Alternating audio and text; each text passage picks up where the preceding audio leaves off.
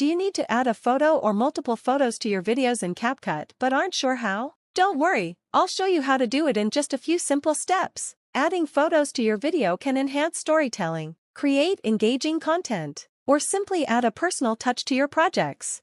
First, let's open the CapCut app. Start by creating a new project and adding the video to which you want to add photos. I have a video here on my timeline, and let's say I want to add one or more photos over it. Here's how to do it. First, click on the Overlay button at the bottom. Then tap on the Add Overlay option. This will open your photo gallery. From here, select the photo you want to add to your video. For this example, I'll choose a photo of my monitor and tap on Add. Now, the photo appears on my timeline. You can pinch to zoom to make the photo smaller or larger over your original video. You can also rotate the photo and drag it to the point in the video where you want it to start.